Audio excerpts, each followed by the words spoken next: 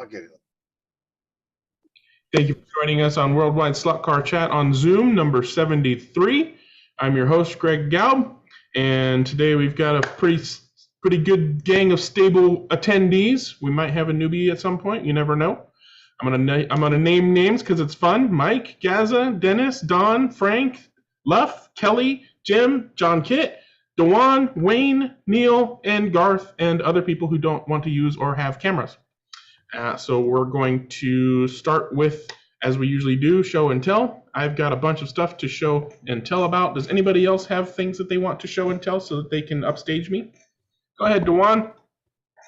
No, you're just joking? Need to unmute yourself. Because you're muted. Yes, there we go. There we go. Okay.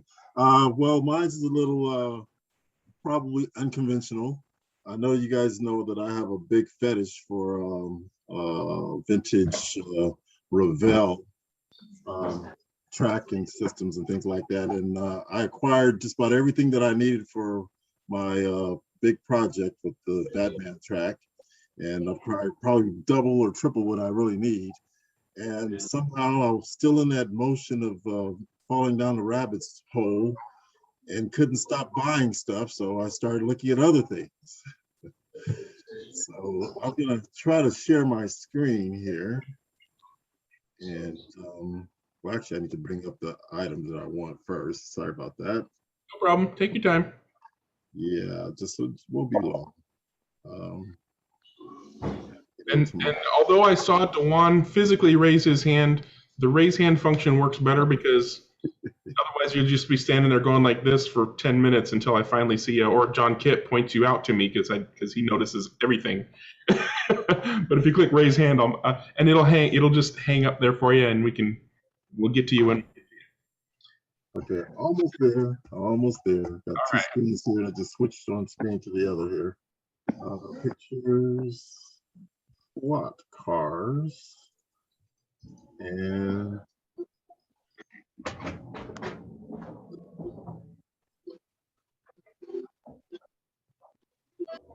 almost.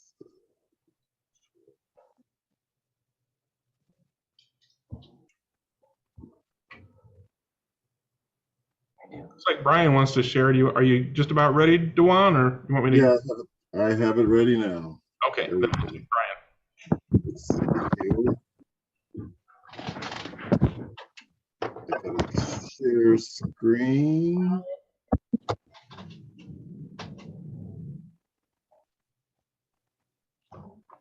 Photo.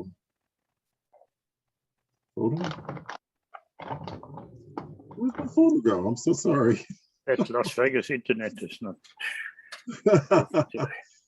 Yeah, for anyone watching on YouTube, you can actually fast forward that last 20 seconds.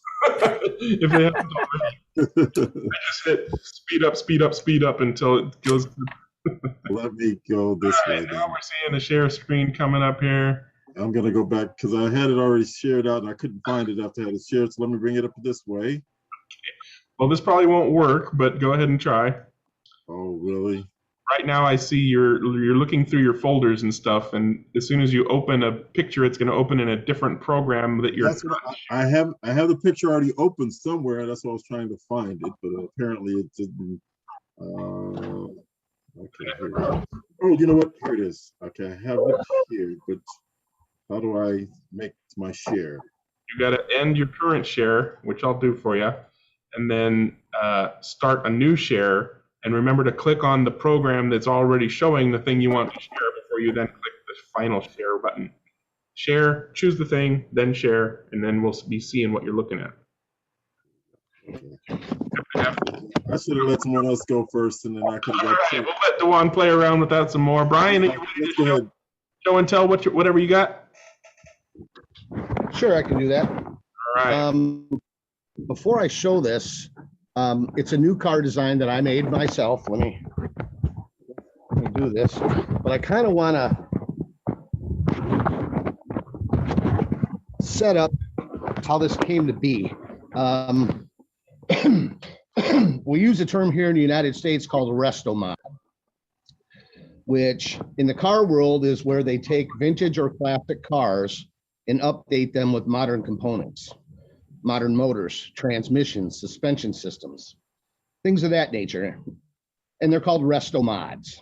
So basically they take a vintage or a classic and update it to modern mechanical components. So, Right, so you have the looks of yesterday and the drivability of today. exactly. Now, I don't know if they use that term worldwide, but in the car world, resto mods are a very common thing. I think what might be a little uncommon is the subject that I chose to do this with. You know, they do them quite often with classic Mustangs and Camaros, but I went a little different. Now, this is not an actual car. It's a car I designed, but the flavor, I think you'll understand when you see it. I opted to go with 50s GP style car. Whoa, So, and that's a print, Brian? yes, that's a resin print. Let me see if I can get this. That's To focus a little bit. that's awesome.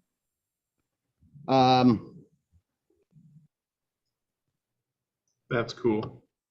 So I went with a Yeah, 50s gram. so, yeah. Wow. I'm having a hard time getting this to focus, guys. I'm sorry about that. Maybe don't move it so much. Yeah, not moving it'll help. There you go. Oh, got it. All right. That got it. So I went with again, it's not a copy of any particular car. I just kind of went with the shape and the flavor of the 50s Grand Prix style cars, if you will. And it's been upgraded. You know, I put more of a modern type of mirror on it. I took a little, maybe a little more modern approach to the exhaust system. And obviously the wheels and tires are much wider than anything you would have ever seen on a 50s GP car. When I originally drew up the car, I actually had taken Formula One A-arm pieces and the backs of like the brake calipers and everything and had them on there. But by the time you print it, it just complicated things so much. And you can really actually only see it from certain angles that I decided to go ahead and just eliminate them and just run the straight axles. I mean, from this angle right here, you couldn't even see it on the car. So I decided to just do away with them. Now I do have a driver for it. He's not in here. This one is a bit of a prototype. I don't know if you saw from the bottom, running the F50 motors there. Car weighs in at exactly 55 grams. Wow. Yeah, that's It runs nice. pretty nice. I mean, it's not the fastest thing I own. My daggers I did running 25,000 RPM Predators are quicker, but this one's a lot of fun. Imagine. Again, Is that a little button magnet behind the motor? Again, yep, little button magnet there. And again, you can raise and lower that to adjust the amount of downforce. Now, other thing, if you were someone who wanted to build one of these and decided you didn't want to run with the magnet, the motor is not quite flush with the bottom of the chassis. And the reason I did that is I can't use the bottom motor screw if I run it flush with the chassis. There's not enough room for the head of the screw. And it really drops the pinion really low on the spur gear. And it's already well below axle level as it is. And I don't know, it's just, I like to use the two screws because I don't always run a bulkhead up front. On this one, I do have one, but on earlier iterations of the chassis, I didn't. Or I broke them off. Brian, I think you've just created a new category. I mean, it's almost like the Pioneer Legends, only for like 50s F1. Yeah, that's cool. You could call it a Setarini. Now, I'll give you an idea of just, here's one I got the first coat of color on today. I'm thinking maybe a hot pink to go with it. I can't really think of any other color that would go well with this blue, Greg. Pink and silver. But Really? Come on, Greg. I can't think of a color either, you know. Yeah, no, Maybe, I don't know. That's now the it's- first An color I orange. did, It'd be an orangey color, wouldn't it? Yeah, maybe orange, yeah. Yeah. now here's the very first one I did, and I had a bit of a problem. I realized this back piece right here, the way I designed it, it's hollow, but it wasn't hollow all the way through to the body, so it was full of resin, uncured resin. And all I can think of is if I manage to crack that on the track, I'm going to spill resin all over. So like a dumb shit, I decided to try and drill a couple holes through it to drain the resin out. and managed to go all the way through the top of it. Yeah. I think there is some subtle changes to this body anyways. It wasn't going to be the final. I updated the exhaust a little bit. I made the details a little too fine on this one. You know, you can't really see the band and everything on it. And also the cockpit was much narrower. It was very difficult to get a driver in there. I had 2 filler spouts on either side. Again, you got to sand this, so I'm trying to keep it simple. So on the newer body, you can see may be able to see, the cockpit is much wider. And I went to a single filler spout. Where's my finger? On the back there. So it was just something fun. Again, it was just, you know, I just kind of went with the basic shape. Brian, I didn't it's try like to- a 50s Ferrari had, and a belly tank racer had a child. I love it. Mentioned belly tank racer because that was my first thought of something to do next. And I was on GrabCAD, I believe. And this idea came from a guy, he called it a reimagined Alpha 50s GP car. His was much more detailed and beautiful than this, but that's kind of where the idea came from. His suspension components didn't exist either. He kind of just made pretty little arms that went out, single arm that went all the way out. But it sparked the idea, and I just kind of went with this. In this case, this one, the front is open. I think on this one, I had tried to do this. Oh, And it just, that's really cool. I don't know that it adds anything to it. I would do that at the back, so that it looks like a BRM. I was gonna say, it's all about details. You know, if you're adding the more of those little fine details you add, the more realistic it's going to become. But you don't That's see away them when the from car stretch moves. film. And the back end was a bit of a challenge because being able to mount the chassis and make it clear so I have plenty of body float in here, which I do. You know, I kind of had to leave the back end a little open. But I don't really mind it. Again, when it's on the track and going around, you don't notice. It's fun to run. It does what I want it to do. Brian, you know, as far as the wheels, if you did wire wheels with knockoffs as inserts, that would look spectacular. You read my mind there. I've actually already eyeballed them. I haven't decided if I want the twin spinner or the triple spinner. Oh yeah, so the triple would be like more like a Barani, and the double would be closer to the Alpha of the you know, because it was really pre-war and then they raced it post-war. From the Or angle you do like Lancia, and I think Ferrari did it one stage. You put doubles on the front and triples on the rear. Oh, right on. Yeah. from the angle you had it before there with it in the track there, it looked like it had had guards on the front and on the left-hand side when it had it at the angle at the 45. Yeah, it looked like something out of the early 50s hot rods sort of thing. I kind of thought about making fenders for it out of that, but I just wanted to keep it simple and clean. Yeah. And actually the reimagined one I initially saw, he had put headlights on it. And I was like, I even went back and looked at some of the older photos, the Talbots and the older Ferraris, and they didn't run headlights or taillights, which he had on both. He did a single taillight like at the tip of the back end on it. And I opted to just leave the lights off of it and just kind of keep it clean and simple. Oh yeah, you've got a real monoposto there. It's beautiful. I love it. All that other stuff can be. All right. I know what that is. Ah, Oh, Christ. Someone else is sharing. Dewan has finally found his stuff. Yep, Yep. Dewan figured it out. What you showing us now, Dewan? Monogram. Okay, I can't see what I'm showing you, but it should be Sorry, monogram track. exactly. It's Monogram track. Yeah, I'm familiar with Revell. Was my track that I received when I was a kid. but I was always envious of the Monogram track. I mean, to me, it was like the Rolls Royce. It was so classy. It had all the lines. It was just really cool. And matter of fact, John Kitt, your track just reminds me of the Monogram track. Well, again, I don't know if you saw the video I did about the Monogram track that I found in a hobby shop that I bought. It was a Le Mans set that was basically never been used with the cars. And oh yeah, it's that track is just, it was the best of the best. It was unobtainium. I don't even remember seeing it in Canada as a kid. I think I saw it like in the stores in the US, but it was really, really expensive in the 60s. Yeah. So I took that in Revell. You know, they were like arch enemies almost. Because I remember doing a reading, doing some research on Revell and Monogram. Monogram was like the real details.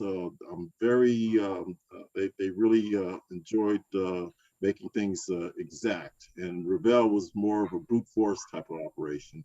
But anyway, one of the things that I want to show you, this last one here, I have another one. I think I can bring that up. There it is. And it's over to share it. And Revell was somewhat of a thief. Can you see that screen? Oh yeah, okay. There you go. Oh well, hang on though. In fairness, I think marriage. the Revell track came out before Monogram, because Monogram didn't come out till like 66, 65, 66. Really? I thought, I could have sworn that the Monogram track was first. No, Okay. no, it was not. No. Wow. In fact, Okay. once the Monogram track came out, then they started with the figures and the accessories, and that was around 65, 66. Yeah. And if you look at the surface of the Monogram track, it's brilliant. It's just the right amount of grip and you know, versus any. It's closer to Carrera track than the Revell track as far as the texture of the top, but it's it's brilliant stuff. You see what I'm going with here, right? Oh yeah. So it was probably Monogram that designed their track that it would go with the Revell, which was pretty smart, because Revell was run by, I think it was Mr. Glazer, who was a real sort of, you know, maverick, and Monogram was run by two guys who were, you know, diehard engineers who were very pragmatic. Yes. So, but anyway, I have enough. I've acquired enough of this Monogram track to really play around and have. I'm trying to really figure out what I really want to do. I know I'm going to have the one layout. I'm just trying to think about having multiple layouts and maybe do the difference between the different track configurations. Have a, you know, almost like a rally type track where you can do one surface over another surface, etc. So anyway, that's pretty much what I have. Now, Monogram had a test track in their offices in Morton Grove in Illinois, and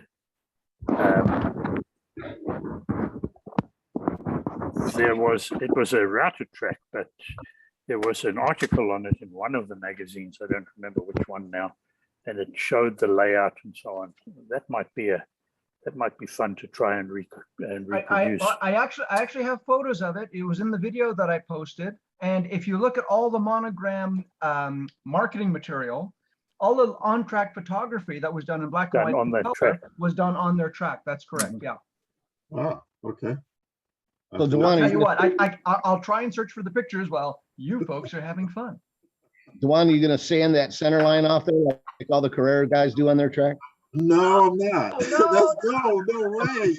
It's etched in there. It's really cool. I love it. I actually love it. Oh yeah, you got to keep that. Absolutely, it's brilliant. Yeah. Isn't it amazing to see that back in the 1960s they were already building in the interchangeability and interoperability that we kind of wish that we got in modern track systems but don't have? Well, and not only that, Wayne, it was not done by computers, man. That was all done with real world eyes, hands, and tools. Slide rules and vernier calipers.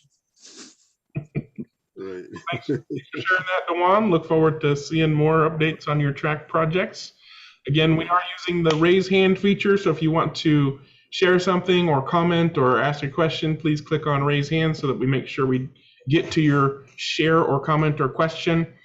I'm going to go ahead and do my show and tell. There's a few different things, so it might take a few minutes, but 2 hours, we usually have time to get to pretty much everybody.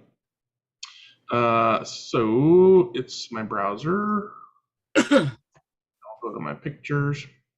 So I did have some success with my modifications to my tire raiser reciprocating machine, which hopefully you're looking at right now. I have a ball and socket joint here between the sanding plate and the mechanism that is actually pushed back and forth. And I lowered the mechanism down as low as I could possibly get it. And that seems to have taken care of the twisting problem. This should be a video of it going back and forth once it loads here in a couple of seconds. And I did my best to cause it to have that failure where it would bind the sanding plate up against the tires. And it didn't. However, I'm not going to wait for that to load. I did use color changing filament because I was trying to get rid of it, and that was a good thing because it helped me see that the motor in fact does get warm enough to warm up the construction. In fact, it got warm enough when I was really pushing it to soften the D hole, the D channel that the motor shaft is into that rotates the whole mechanism, and then it failed. So I'm gonna stop that real quick. Oop. Oh man, I clicked the wrong thing. Hold on. There we go. Okay. So I'm reprinting those parts in a more temperature resistant material so that I can push it without it softening and then failing. And that print wasn't very good. It was functional but not very good. The D channel was too small, and so I forcibly installed it using a clamping mechanism, basically a pipe wrench, to force the arm onto the D channel and damaged the motor in the process. So on to revision number 3, which I have not yet done because new motors come tomorrow. I'll be making sure that D channel is sufficiently large for the motor shaft to go in without force, and using a set screw on the flat side of that to help make sure it doesn't rotate, before it completely fails. So I think once I've taken care of that issue, I'll be able to publish my updates to the machine. Because I had to buy new motors, I went ahead and bought a pack of 5 motors and a pack of screws that are going to be required to put the thing together. So I figured I would offer, a few kits, ready to use kits once I get everything. Neil, you're waiting. You want one?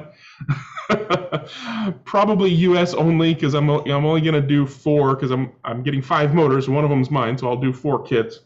Anyways, we'll talk about that later when I actually have the ability to print and ship functional kits to everybody. Does anybody have questions on that before I move on to my other show and tell? All right, hearing none, I'm going to move on to my other show and tell, which was cars. I got a new car. But first we're going to show my finished Mr. Slot car, Porsche 911 GT1 Evo. This finally has the clear coat. My friend took it to his friend who has a body shop, and they did a full-on auto clear coat on this puppy. And as I keep saying every single time I show the progress on this car, the photos don't do it justice. It pops like magic in person, and I just could not capture it on film, but I think it looks fantastic. And there's a picture from the other side and from behind. And I was hoping that Chris was on, but maybe somebody else knows a little bit more about the Porsche 911 GT1 Evo white kit specifically, because this doesn't seem to be an issue with the ready-to-run versions. The interior fouls on the chassis before the body is completely on the chassis. Basically, the whole bottom of the interior hits the raised sections of the chassis and does not allow the body to go fully down onto the chassis. I made sure that wires were not, in the wrong places. Originally, one of the wires was going over this pod bracket here, and that was hitting this part of the interior. So I got that out of the way, and then just the whole base of the interior is just hitting the chassis. So I've been doing some things to try to get the interior more up into the body. And the first thing I did was I clipped an angle on these pieces here, an angle here and an angle there. And this whole back section is now able to go further up into the body. But I can't figure out how to get anything up in the front of the interior to go closer to up inside the body. And it's pretty much right level with the body rock limiting tabs. As you can see, this body rock limiting tab, I don't know what the technical term for it is, but its purpose is to let you set screws into the chassis to limit the motion of the body rock. That's pretty much even with the base of the interior, as you can see. Where the set screws go is at least 1 millimeter lower than all these interior stiffening ridges for the body and the chassis. So the interior is hitting all these things long before the body has gotten fully onto the chassis. Has anybody out there put a white kit for this model together? Have any suggestions for me on getting that interior deeper up into the body? Hearing none, we'll have to maybe... Hang on, I haven't put a white kit together, but one thing that I would say you need to look at is the screen properly installed? Yep. Let me see if I can get another picture. Nope, that's the other new car. So right. Here's a picture from the front. And I've taken the interior out as shown here in this photo. The screen cannot go any more into. Okay, because that often is the problem, and then the rest doesn't go. Now I just opened up my car here, and this was one of the regular colored ones, and the front end of the interior is very, very close. It's probably only about 1 millimeter or maybe 2 millimeters away from those front body rocking pads.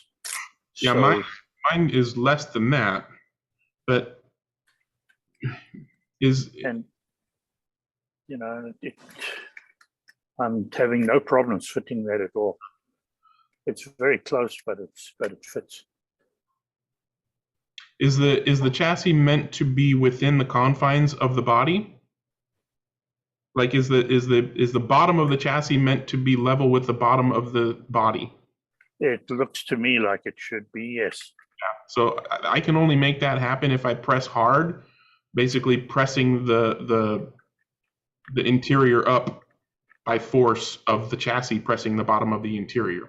Yeah, now I'm pressing on I'm pressing on the bottom of it and trying to look inside, and I don't see the interior moving, so it's fitting. This one fits fine.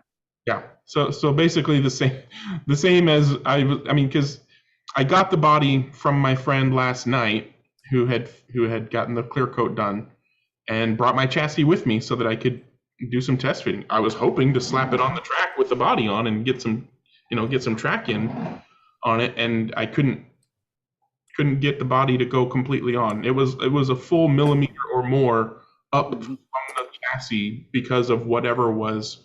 And the only thing that I could find at this point, after taking care of wiring, routing, and whatnot, is the bottom of the interior is hitting the top of those wire channels and stiffeners of the chassis. And it sounded like yours was doing it too. It just had a little bit more give, and you can't really see from the outside what's touching.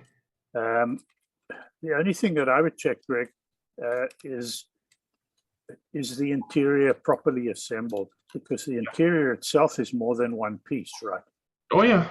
And so you haven't got like the driver's feet that are sticking in the way, or a piece of the detail inside that's not properly in a slot, and something is not sitting down or sitting together exactly the way it should be. That's all I could say.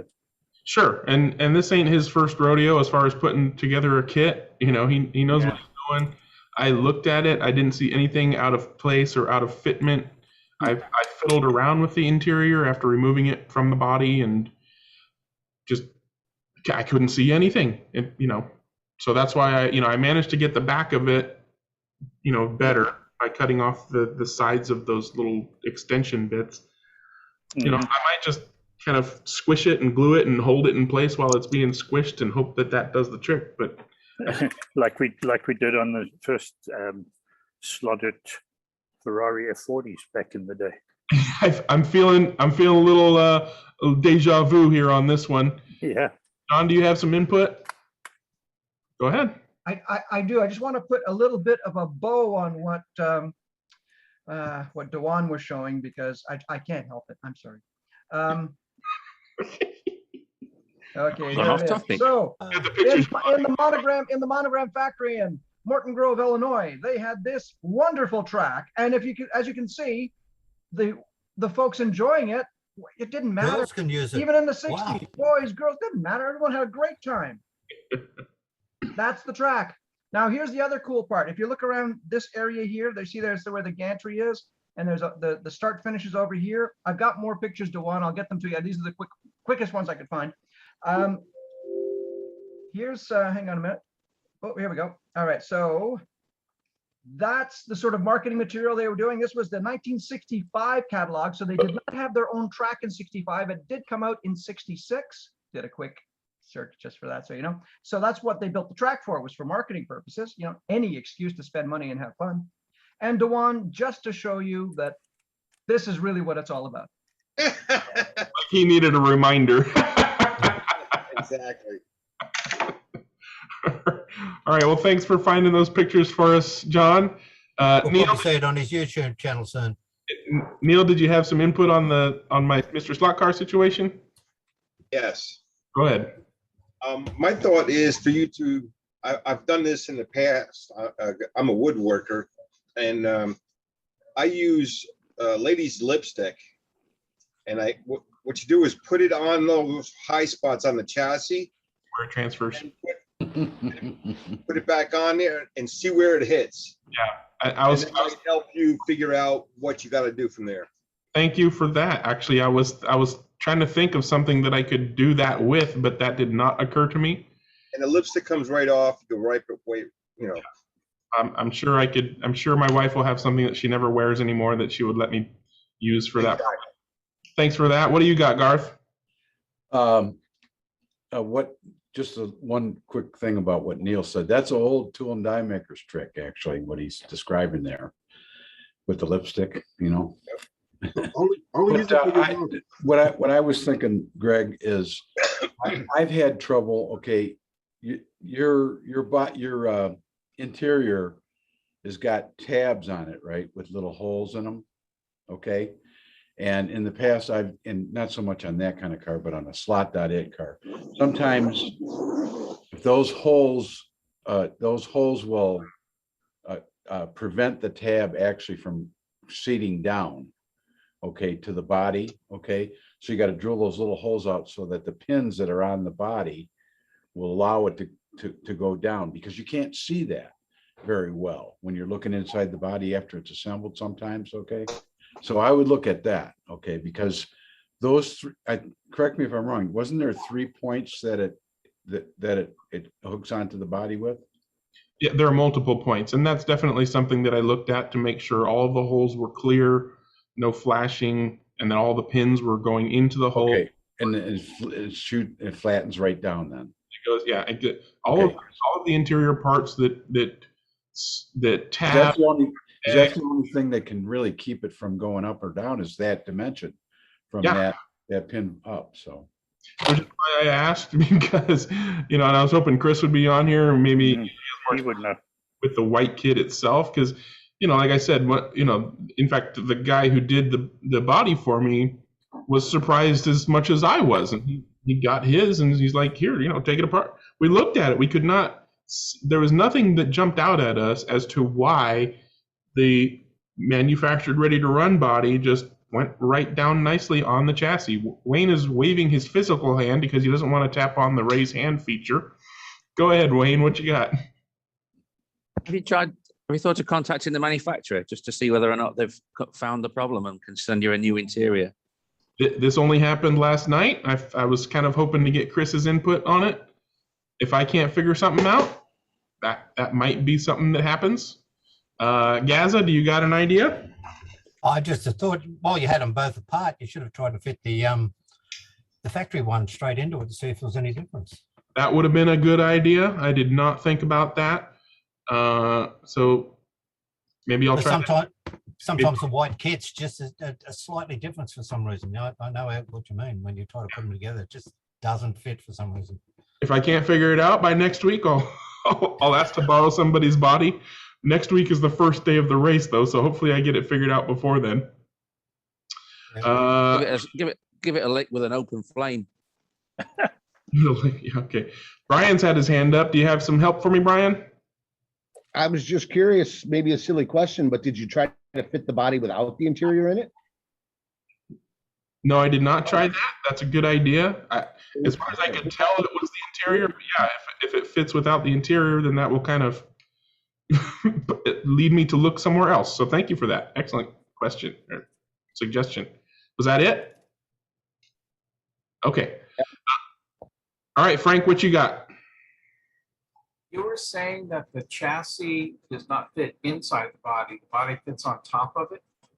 No, the chassis should fit inside the body, but it's lifted by whatever is preventing it from going all the way onto the chassis. So when I put my two parts together, the chassis is not inside the body because of whatever is preventing it from going all the way together. When you do that lipstick trick, where the Allen screws go for those side pod tabs, put some there as well, because who knows, maybe those side pods are too low in the body, or the tab where the Allen screws go in might be too tall. Or they're touching and I'm worrying too much about it. Maybe.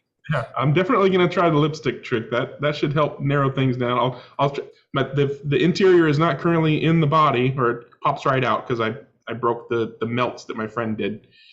So I'll try it without the interior first, like Brian suggested. Then I'll try the lipstick trick and see if I can find where it's happening. Gazza, do you have another idea for me? Yeah, I'm just going to say, just use any lipstick. Don't try and find blue or yellow lipstick. Yes, my wife does not have blue or yellow lipsticks. Oh. So that's not something I would even ask for. But thank you for your concern. I'll make sure not to waste precious time on that. Yes. You got another idea, Garth? Yeah, I just wanted to comment that the actual tool and die maker thing that they used actually was blue, the same blue that you like. Okay, yeah. Used to come in a blue tube. Okay, is that like the bluing stuff that you then scratch on to mark where you're going to drill a hole? No, actually it was like a blue. It almost looked like acrylic paint, but it never sets up. It's because it's like lipstick. Okay, yeah. You squirt it on and press it on one die section and put the other die section down and see where they almost like printer's die. Yeah. If I might have to just find some of that stuff just so that I'll have blue stuff specifically designed for that purpose.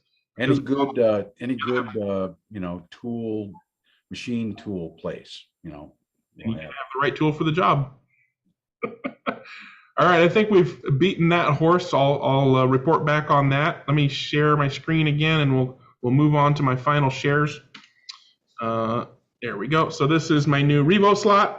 They just came out with a racing pair of these cars. I think the other one's number 45.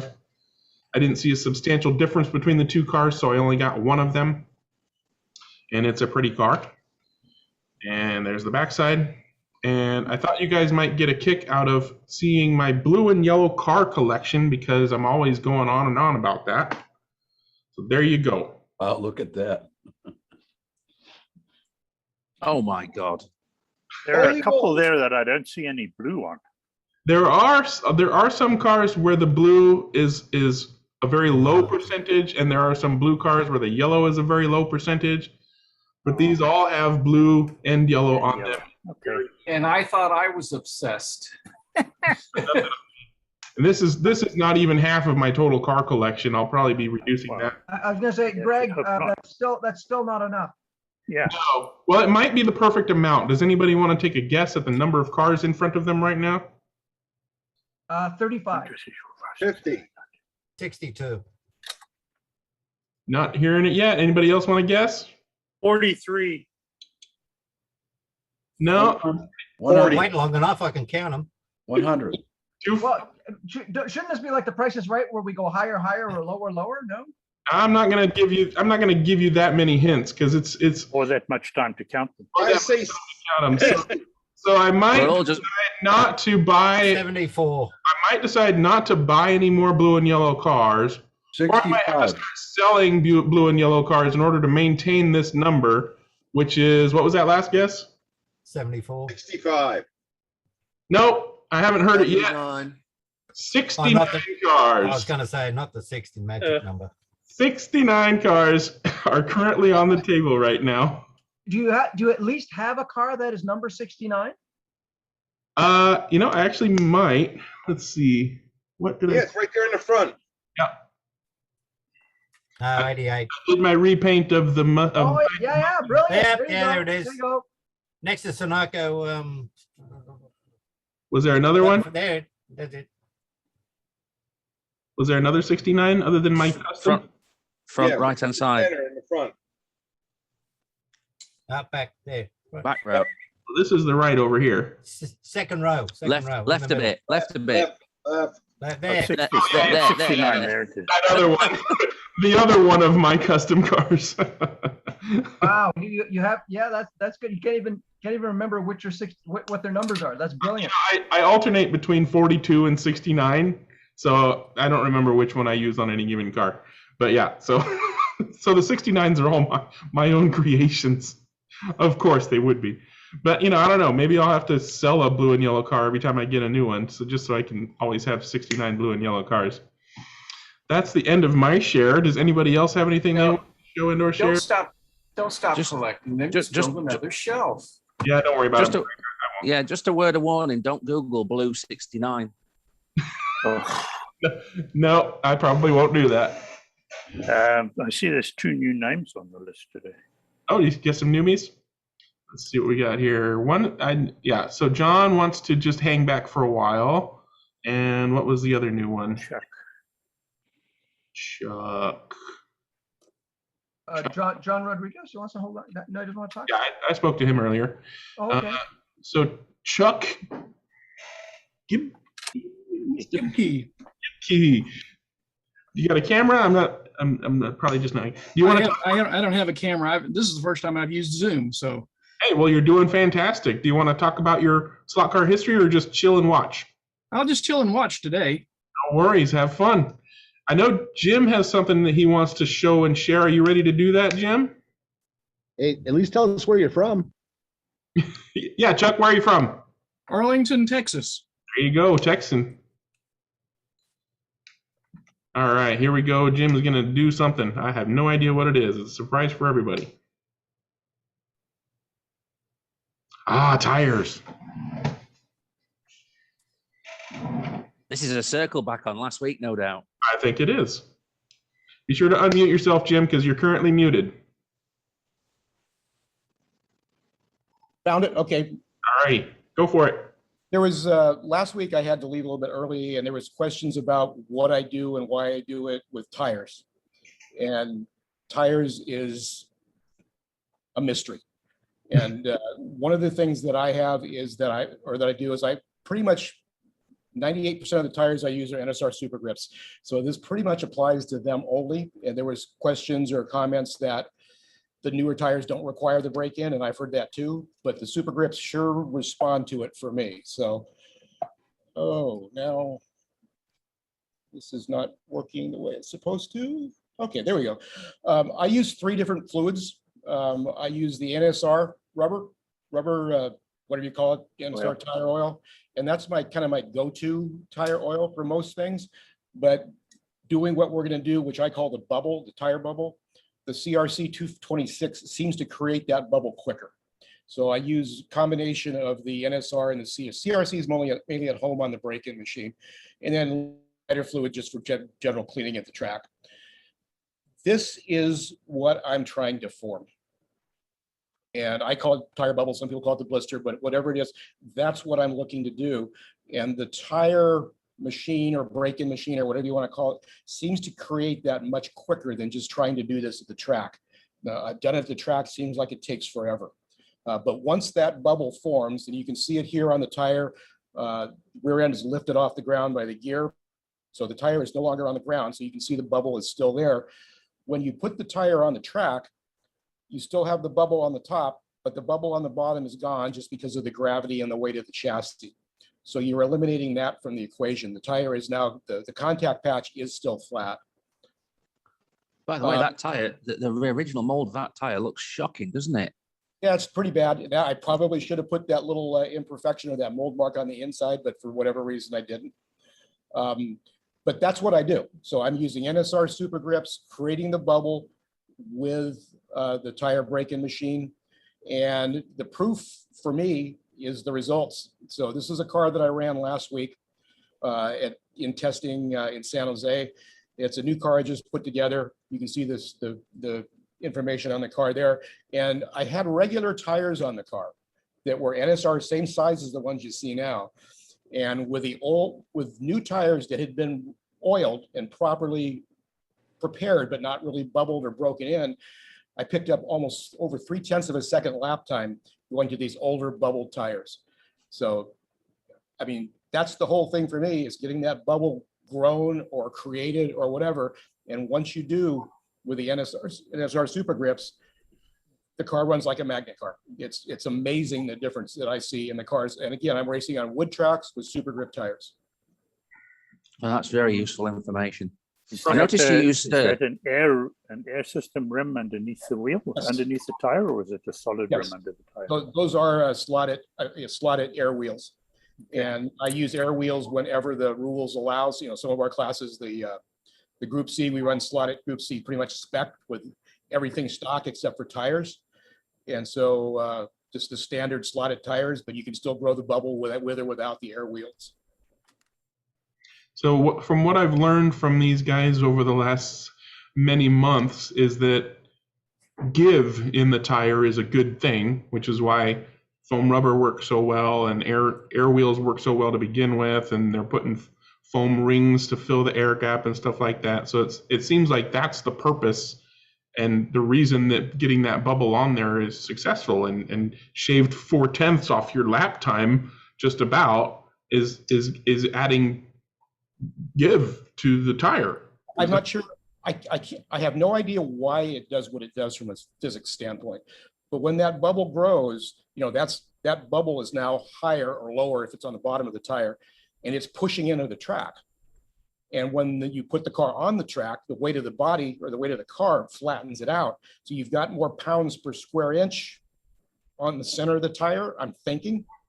There's another factor, and that is that because you've got the extended distance from tire wall to tire wall, it's longer than it would be if it was flat.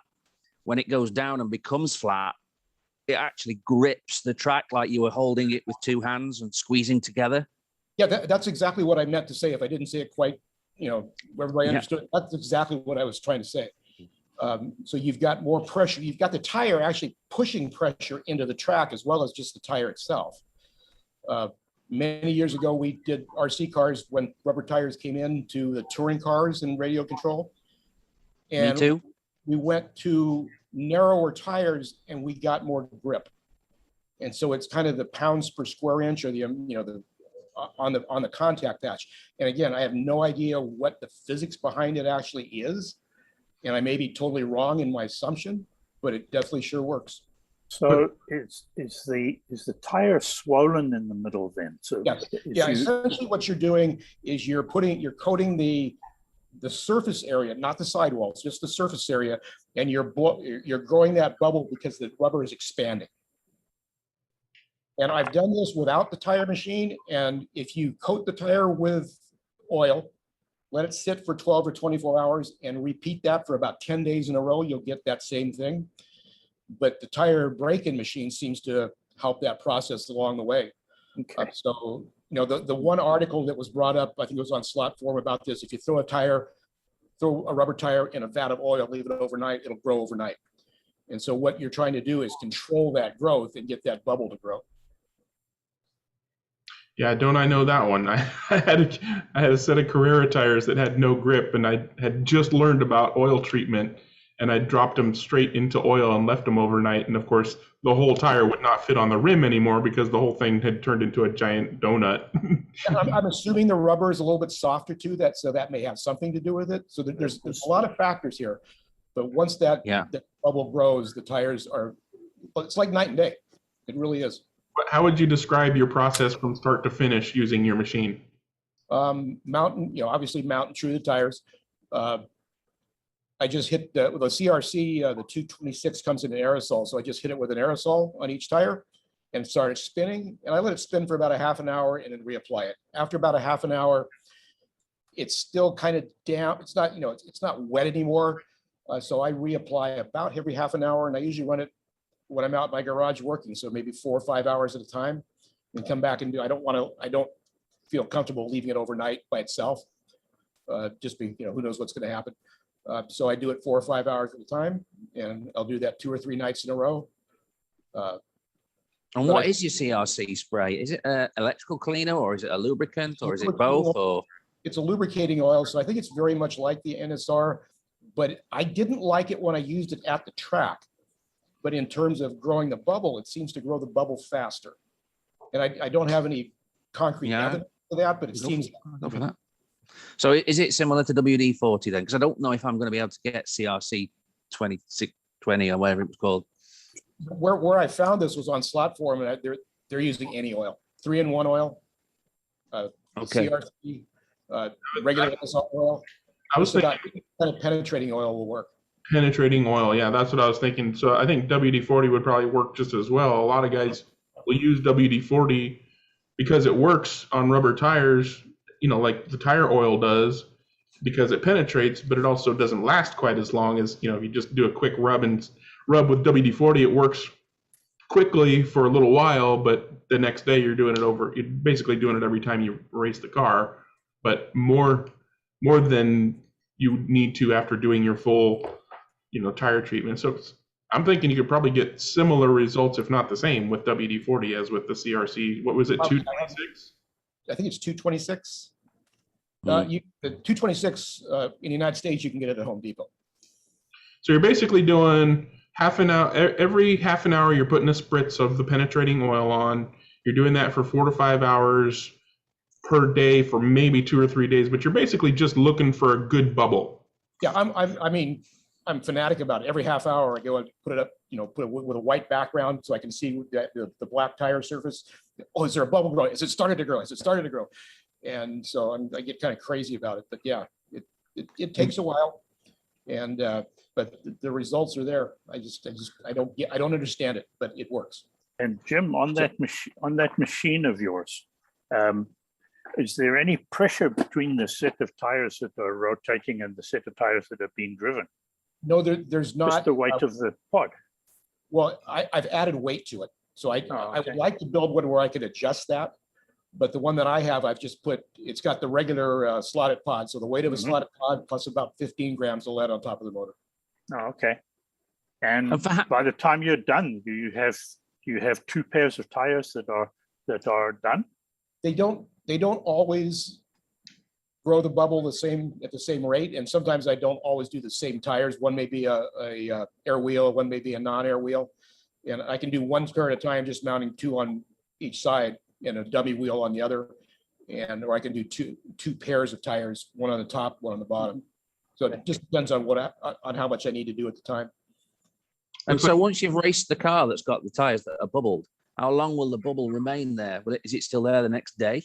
It lasts, as far as I can tell, forever. I was very amused. There was a guy on Facebook 6 months ago, and he had the same thing. And he showed a picture of it. He goes, I need to cut this off. The tire has deformed. And I just, at that time, it was kind of a secret you know, there's, if you search, you can find this on the internet, but a lot of people didn't know about it. So I just, you know, and if you tell somebody that doesn't know about it, that don't cut their tire flat, they're going to tell you you're crazy because you're going to have to have more contact patch, and you're wrong. So you know, I just didn't respond to them. But I've got a pair of tires that we ran in a 4-hour enduro, and pretty much blitzed the competition with a car, with a Porsche 908 NSR 908, with a set of tires that I prepared for a long time. We ran a 4-hour enduro. I've run 4 or 5 races on them. So, you know, 8 to 10 hours runtime easily on a set of tires.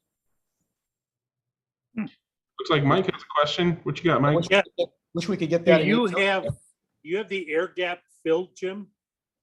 Or is the gap that you use air gap wheels, correct?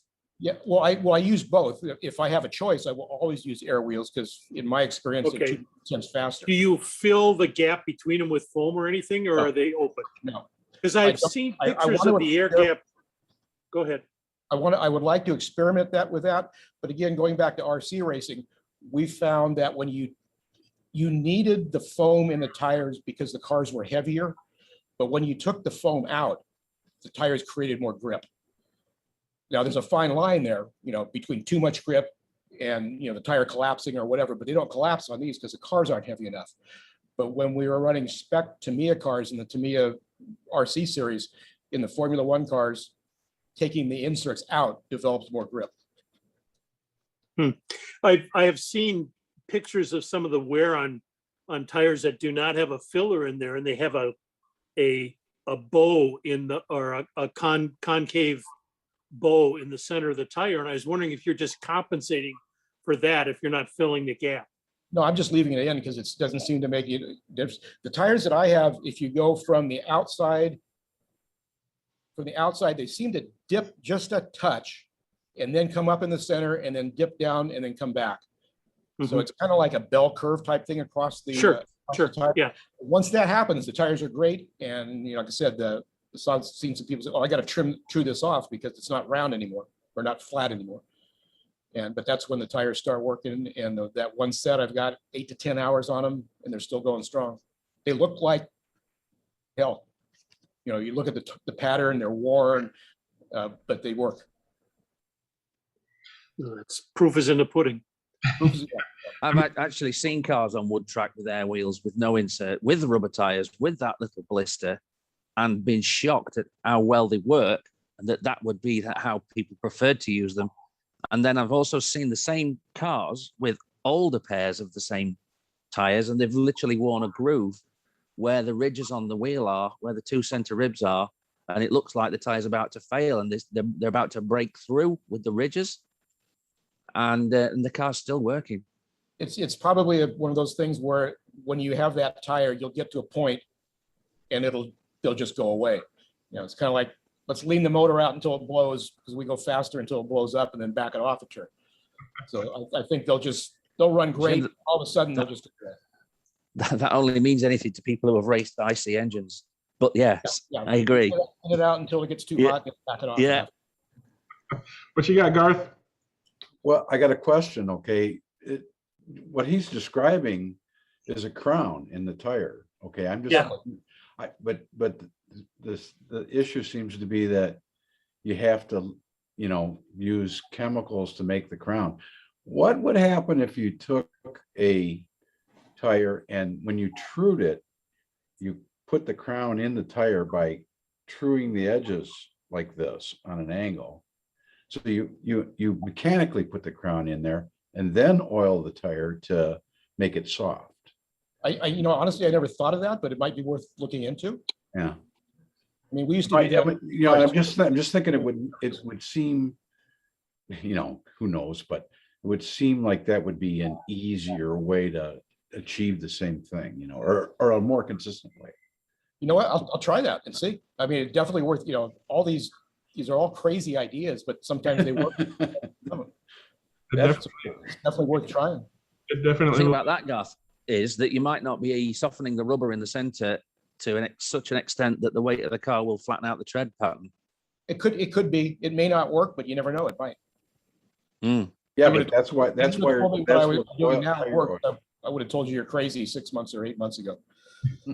But well, the other reason I started looking into this, when we had the Sidewinder Raceway in Sacramento, and we'd get 25, 35 guys every night.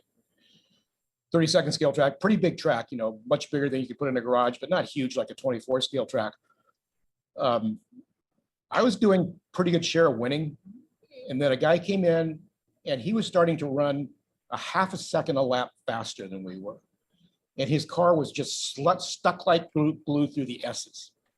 You know, the first thing I think most people, especially amateurs or newcomers, oh, the guy's got more motor than I have. No, his car goes through the corners twice as fast as your car. And I've been looking for that, what he did for a long time. And I think I found it. Looks like John has some input. What you got, John? Well, all this discussion about tires, I make my own 40 short urethane tires, and the urethane comes in a part A and a part B, and you have to mix the two.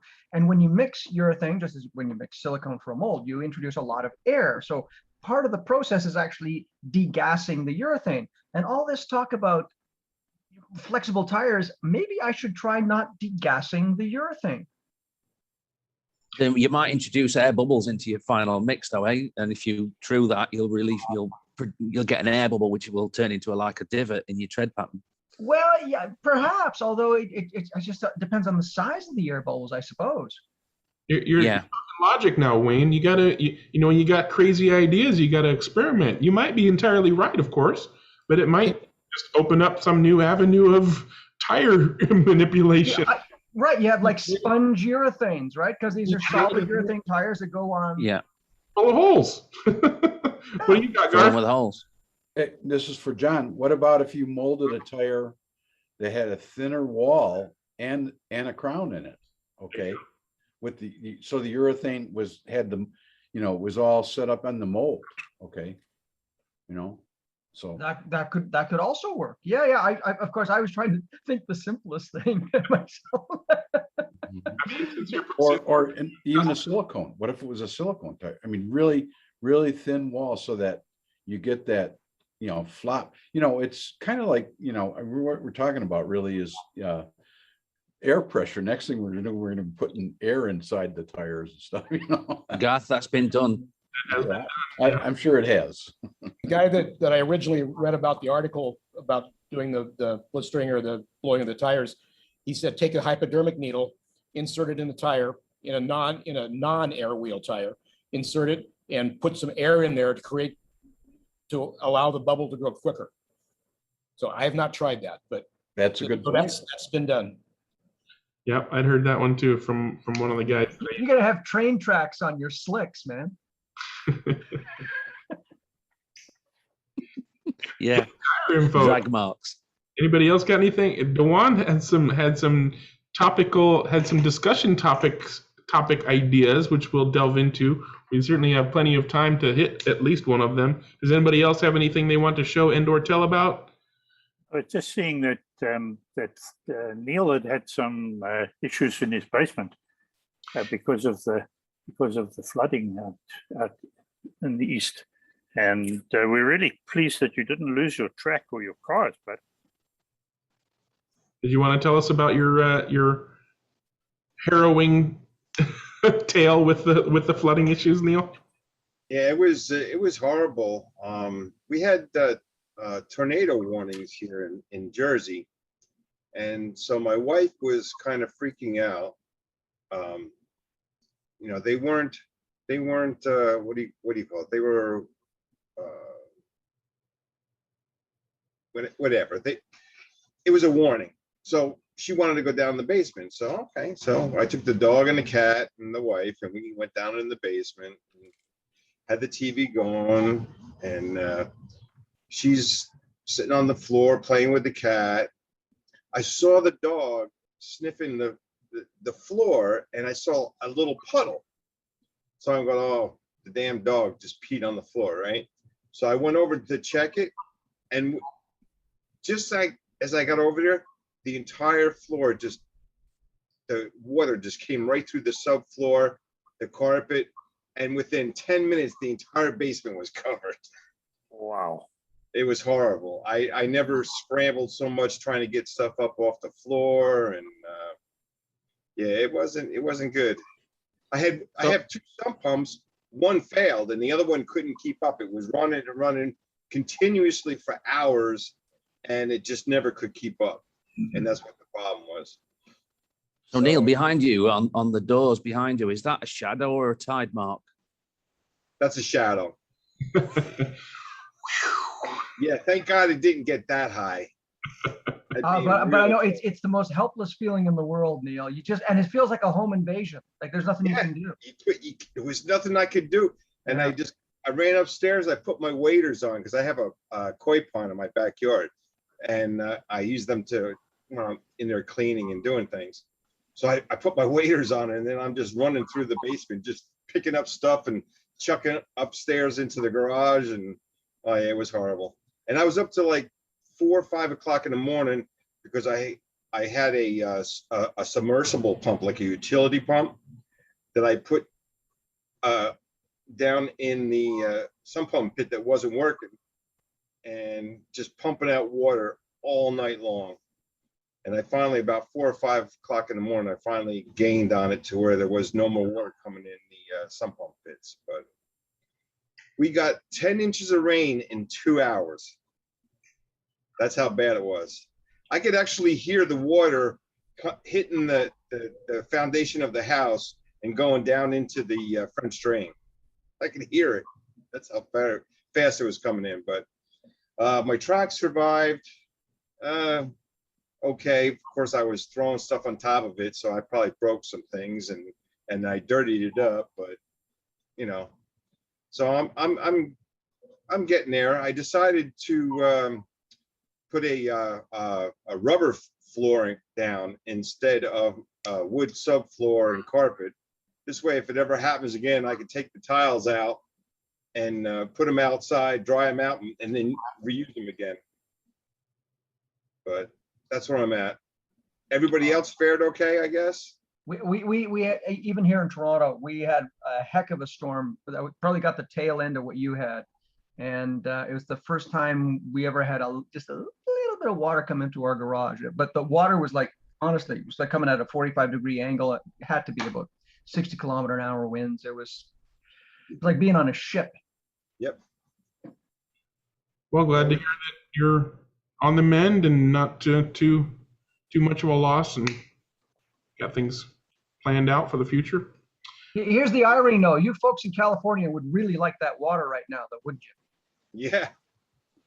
And the Pacific Northwest. I mean, right. This is like our driest year ever, I think, probably, if not one of the. But yeah, it's barely rained at all, and we really need a big pipeline that leads from the east down this part of the world. And in the summer, you send all the rain that you don't need, and in the winter, you melt the snow and you send it to us too, please. Right? Instead of chucking all the snow into Boston Harbor, they should be putting it in a pipeline and letting it roll downhill to California. If they could do it with oil, they could do it with water, right? Damn straight. I was gonna say, and that's a whole lot safer than oil's pipeline. Yeah, well, you know what? We'll put it in some containers. We'll ship you a couple of ice rinks. How does that sound? We can ship a couple of gallons over here too. We'll need it. Right. Yeah, we'll be in summertime soon, and everything will be burning again. Yeah, you had a bad one last season. Yeah, it's nothing. Well, let's all the COVID. Let's ignore the apocalyptic wasteland of our future and talk about slot cars some more. Does anybody else have anything they want to show and tell before I dig out one of DeJuan's topics? What you got, Wayne? Yeah, I was going to show this. I'm going to share the screen because I think this was relevant to what Brian showed us earlier. Wrong tab. Oh, no, wrong tab again.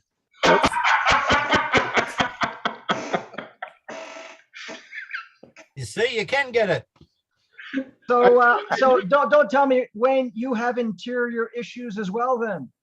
My life would be completely different if my wife had to do those lips with. I think it's meant for you to wear it, Greg. Anyway, so does anybody else have anything other than jokes? Next race meeting. Yeah, I actually do. I can't find the correct tab. It was a picture of the Gordon Murray rocket. Anybody familiar with that full-size car? No. You're muted. Okay. You're still muted, John. Oh, sorry about that. Yeah, that was actually a car that he made, but it was actually a mid-engine. The engine was actually behind the driver, I believe. But the shape is very much like what Brian showed, though. Absolutely. And it had the headlights that popped up when you needed them, and it had fenders on it. Yeah, it was very. Jay Leno has one. Similar to the Ariel Atom. No, it's not an Ariel Atom. Actually, this car can seat two people, though you never want to be the passenger because the driver sits in front of the passenger in tandem, right behind. And there's like a cover that comes off. But yeah, it was Gordon Murray's attempt of trying to get like an open wheel car that you could drive on the street. There we are. This looked a lot like what Brian had produced, and you're right, it does take two people line the stern, but you can also replace the rear passenger with a cowling. Right. And there's Jay Leno in the one that you spoke of. But you can see, mid-engine, as you say. Yep. Rather than front, like the one that Brian was producing. But it reminded me of this cigar on modern day wheels, a retro mod restoration, which is not a restoration in this case. It's a product. And I just thought, when Brian showed what he showed, honestly, this came to mind, and I just thought it was interesting, and I've been waiting since then to try and share it. I couldn't find it at the time. In fact, I couldn't even remember the name of it, only its designer. So it took me a while to find. And in the meantime, I found lipstick and one thing and another just to fill in. Oh yeah, you're searching for the Gordon Murray rocket, but then lipstick just popped up in your. Yeah. I don't even know how. I don't even want to ask how you search for rocket. Yeah. Now let's move on to that from that topic. What you got there, Big Den? Good evening, good morning from here and evening over there. I've missed a couple of meetings because I've got this fascination with watching people ride their bicycles up mountains in Spain, so I couldn't sort of fit both things in. Just catching up on it. I haven't watched issue 72 yet, but I did watch 71, so a couple of things that came up there. Forgive me if they've been already covered by someone. Greg, I saw that you finally got your couple of legend cars. Yeah, and you're talking about, are there people racing them? If you look on the RevoSlot forum to the New Zealand group, the Hawke's Bay group, they have been racing them, and they've been doing a lot of tips and tricks and things. So that'd be worth a bit of a look. Dennis was talking about fitting a 17,000 motor to was it the Maserati kit, Dennis? The sideways kit? The sideways? Was the size or the slotted head? Some white kit you put a 17,000 motor in. I think that was it. The sideways. No, the sideways GT3s. All come with a 17,000 nowadays. Yeah, I think it's called the Baby Raptor or something like that. Correct. Okay. Yeah. Okay. So that was, and the other thing is, could I do a club corner now or? Actually, that's a good idea. We'll hit Club Corner and we'll start with Big Den. Yeah, okay. Well, I'll just start a screen share then.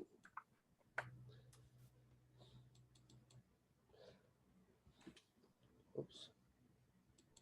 Or will you? How are we going there? Looking good. In a minute. You've started screen sharing. I haven't seen the thing yet. Oh. Now I see grayness. Oh, okay. Can you see a track there or? Not yet. Are you doing a video? No. It's just some photos in a. No, it looks like you might have shared your. I can see your file folder full of pictures now, though. Mm-hmm. There we go. There we go. Okay, so this is we had a meeting on August the 21st. 9 Racing out at our track. In northern Tasmania, affectionately known as Grumpy's Garage. That's a look at towards the northern end of the track. I saw John had some scenery of the Ardennes forest. I haven't got the Ardennes forest, so I could probably term this the Big Den forest. So it's not very big, but next picture, that's just a hairpin at the other end of the track. Moving on to the Polycar Formula One race. Oh, sorry to interrupt, Big Dan, but that looks like it's a routed track then. Yeah, it is. Yeah, it is, John. Yep. Yeah, so I'm in the results, but I didn't get there till about halfway through the second race. So I had some proxy drivers that managed to keep me towards the tail end of the field. So that's the results sheet. Now, our fastest GT cars and classic sports cars are getting around anywhere from 100 to 102 laps. So you can see that these Polycar F1s really get up and going. The guys getting up to 97, 94 laps now. So they're not all that far off the pace of the faster cars. Yeah, they're quick cars. Yep. Okay, that's our GT2 or GT. Most of these being RevoSlots. I'm at the back there in the numbers, the red, white, and black car, the Viper, and another blurry shot. Oops, I'll just move forward. There's the results of the GT2 racer.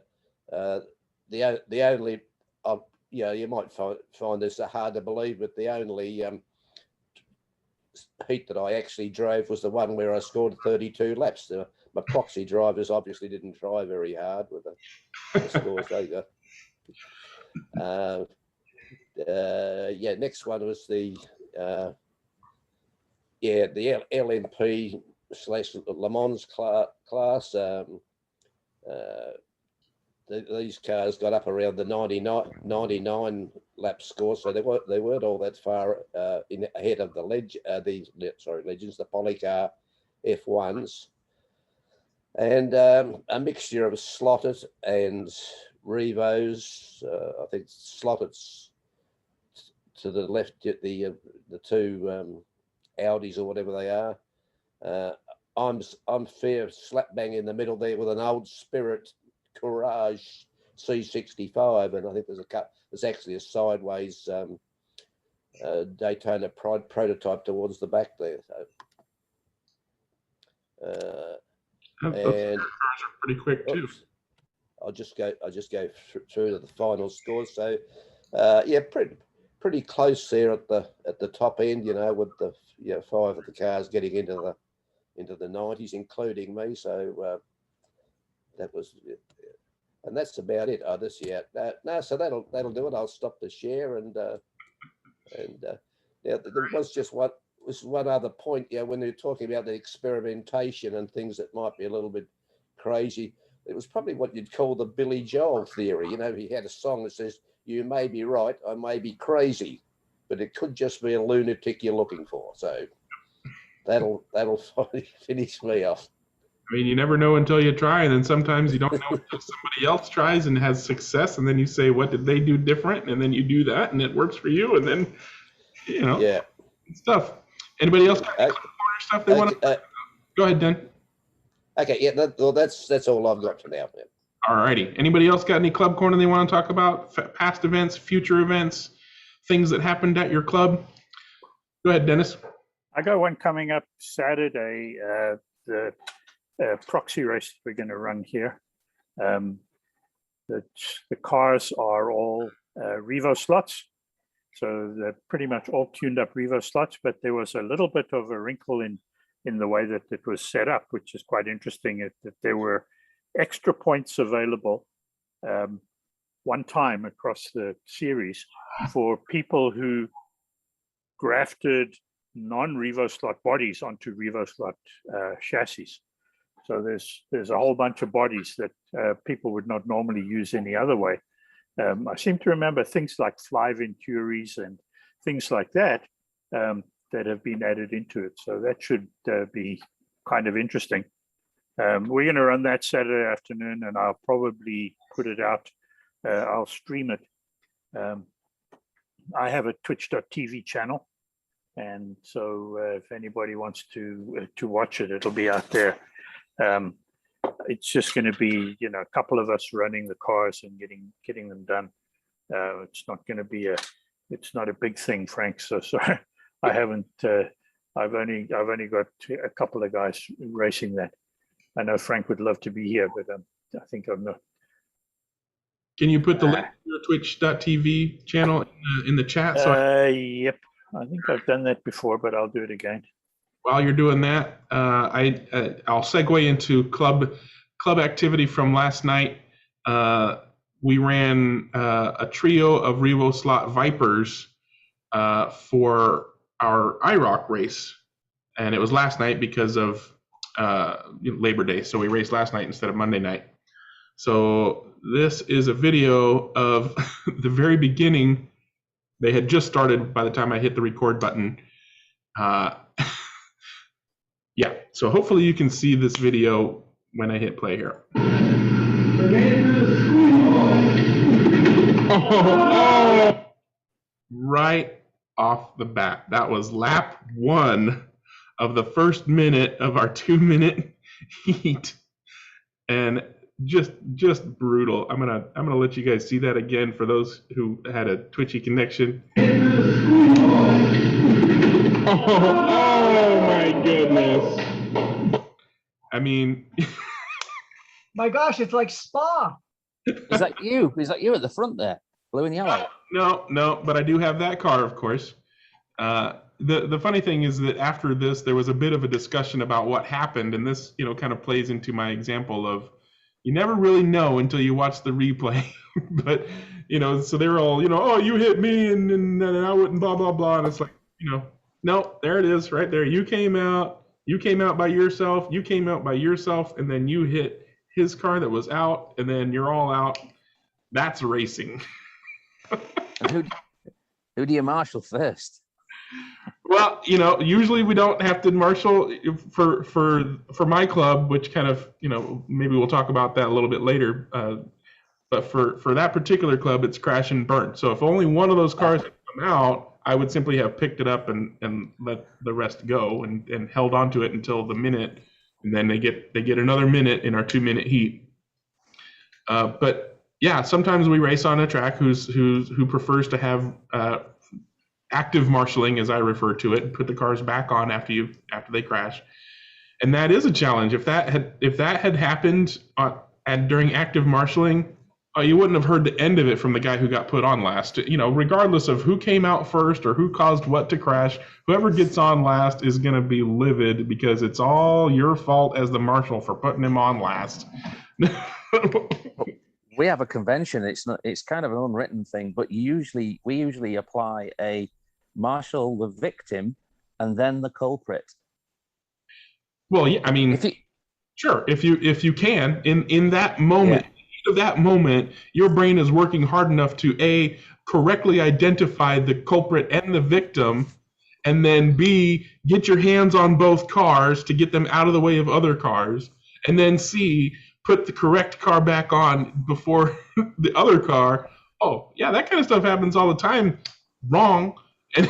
And then, of course, the people are even more upset about you putting on the culprit first and then the victim, or you know. Yeah, I never said it was. I didn't say it was easy. I just said it's, you know. That's probably the hardest thing, and you know that's why I try to make it a point to never get upset about marshal. You know, if my car is dead on the track for a full minute because of everything going on during the race, I'm just standing there going, blue lane. That's my car over there, blue lane. Thank you. Race. Because as a marshal, no marshal is trying to screw things up. Even when you've given a guy shit about how bad his marshaling was, or why did he do it that way when his best friend happened to be the car he put on first. Okay, there's probably guys out there who would do those things on purpose, but they're not the kind of guys I race with, and I don't ever want to race with those kind of guys to begin with, which is probably why I don't do a whole lot of highly competitive racing. Does anybody else have any club activity, future or past, that they want to highlight for any reason? Otherwise, we'll dig up one of DeJuan's suggestions that kind of plays into club antics. Hearing none and seeing no hands, I'm going to go ahead and bring out a topic he asked. Well, let's do the code of ethics question. He said, is there a code of ethics or an etiquette while racing, marshaling, rules between heats, etc., for clubs in general or your club in particular? Does anybody want to hit on their personal Mike, you've got your hand up. Do you want to hit that? Sure. I think I'm unmuted. It's sort of a gentleman's agreement, and I generally use track calls almost all the time because the three of us are good enough that we don't get a lot of track calls, and it's more gentleman's agreement than anything else because we have a small group. In the 124th group that I race with, the rules are pretty serious and it gets pretty brutal. And you're right, it's no fun. It's much more fun to have a group that can be agreeable and really realize it's racing. Just for an example, the last race we had on Monday, the pit, for some reason, the pit didn't work for my car. And I ended up losing by 3 laps. And it's like, that's racing. You know, you don't get upset, but I'll tell you, there have been in the 124th group, there's people that have thrown cars across the room. And it's not fun to race with people like that. You really try to avoid it. And sometimes you got to leave and let it go at that. So absolutely. That's my 2 cents. All right. And Neil's got his hand up. What's your perspective on that, Neil? Aren't there, now I might be wrong and don't yell at me, but aren't there on some trucks there's call buttons where it shuts off the power? So then you could just put all 3 of those cars back on and then go back on and there'd be no fights. That's what the track call. There'd be no fights. Yeah. So the technology exists for both analog and digital. The real question is, how does your club or your group or whatever you want to call it handle those situations? And it's going to be different from group to group. I race with 2 groups. I race with an analog group and I race with a digital group when we're racing. And they each do things differently. In the analog group, as I mentioned earlier, we race crash and burn. I don't know what their thought process was at the beginning of that, but probably to encourage you to drive more conservatively, more carefully. You still need to get you still need to drive fast and be ahead of the other guys. But if you're crashing all the dang time, that's no fun for anybody to be crashing and waiting for their car to go back on, or the marshals to be hectically trying to put your car back on for you while not only being stressed by doing that, but also worrying that you're going to overreact at how well or not well you're doing that. So I'm guessing that's kind of where they were thinking when they decided to do crash and burn. So generally speaking, if a car comes off, you're just not racing until the end of your heat, which is probably why they decided to do a pause in the middle of the 2-minute heat. So we race a minute. If you crash during that minute, then you're out until you get your second try at another minute for the rest of the 2-minute heat. If you crash, early in that, then you're just out. You don't get any laps. And so that video I showed early, all 3 of those guys got 0 laps for the first minute, and then tried their best to get as many laps as possible for the second minute. Some of them came off as well, and that's just how it is. And it does kind of change the whole dynamic of things. Generally speaking, a car coming off is your fault, whether there's active marshaling or not. But conservative driving to encourage you to do conservative driving is why a lot of people do crash and burn. With the digital club, we started because my first exposure to competitive racing was through the analog club. I was like, yeah, let's do crash and burn. And then it was like, well, there's so much more ways to crash in digital that it was like, okay, that's a little bit too brutal. Let's do crash, crash, crash and burn. So we had chips, and I put little beads on my driver stations to count your crashes before you're out of the race completely. But then we had some newer, members, less experienced drivers, and even that was a little bit too brutal. So then we decided to just use penalties like, the damage function in some of the programs, or stop and go in the pits, or drive through in the pits and stuff like that. If you watch some of my really early digital videos, you'll see us driving into the pit, because I think this was before we had any decent software to do this kind of stuff.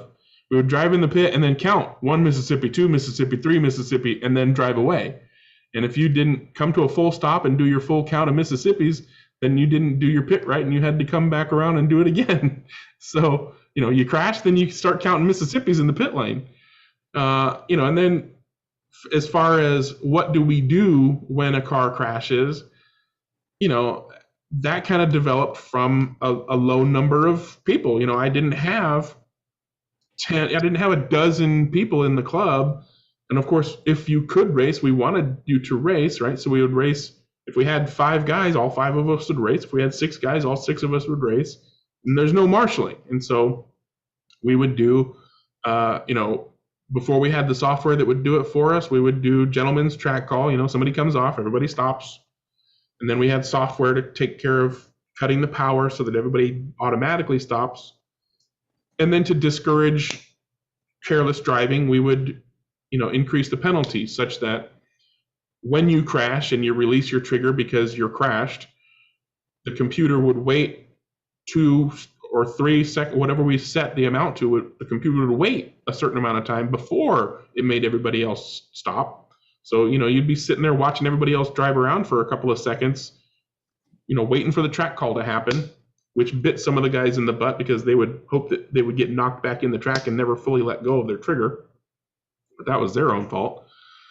And then it was, well, who do we penalize in those situations? If it was a multi-car crash, who gets penalized? Because, I don't know, maybe half the time you could say, well, that guy crashed into me and knocked me off. That guy changed lanes. I was going straight. He changed lanes into me, knocked me off, and we're both out. But then it came down to, as I mentioned earlier, you think something happened, and confirmation bias or whatever the case may be is not actually what happened, right? So I had enough video footage showing that what they thought happened isn't what happened, and what really happened was the other way around, that it was like, okay, you know what? No, if your car is not in the slot and able to continue, you're out. You get treated the same whether you caused the accident or not, because just like in real racing, your cars are damaged. You're both penalized. Maybe you can add on additional penalties and stuff like that, but unless there's a definitive knowledge of who is at fault, then this penalty is the same, which is your car is damaged. You need to go and do a stop and go or repair damage or something like that. The one thing that we have that allows a definitive knowledge of who is at fault is when somebody is exiting the pit lane and then, of course, causes an accident as they merge into the traffic. In that case, every single time, the person who exited the pit lane is the one penalized. The person who got crashed into is usually put back behind the start-finish line so that they get their lap counted properly. But pretty much every other time, it is what it is. And to be honest, I think it has helped us maintain the sanctity of the club racing and not have a whole lot of arguments and hurt feelings and stuff like that. Luff, I see you've got some input for me. What you got? We have it called the inside rule. If multiple cars come out, the guy on the inside is always at fault. And that makes perfect sense logically, and that's kind of what we used to do for a lot of our, if you an accident in the turn, it's usually the guy tailing out and bumping in, but you'd be amazed at how many times that's not actually what happened. Yeah, but there is no arguing. Once that's the rule. Yeah, exactly. If you set a rule, then that's the rule, and there's no arguing, and that's kind of what I was getting at, and I think that's what the subject is all about. Is that. Well, we usually race 10-lap sprints, so you get knocked out, it's crash and burn, but you're only out for a couple of seconds. Yeah, and the race format was another one of Dewan's discussion items. Is how do you decide what your race format is, as well as how do you decide who's at fault in a crash, and sometimes you use your race format as a way to help influence what your decisions are going to be for when a crash happens. Right? So some race don't really work that well. I heard somebody else talking. Guess they decided to stop. Mike, you've got your hand up. What you got? You're muted.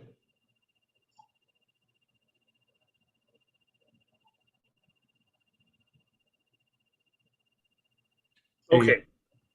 It didn't go in the right place.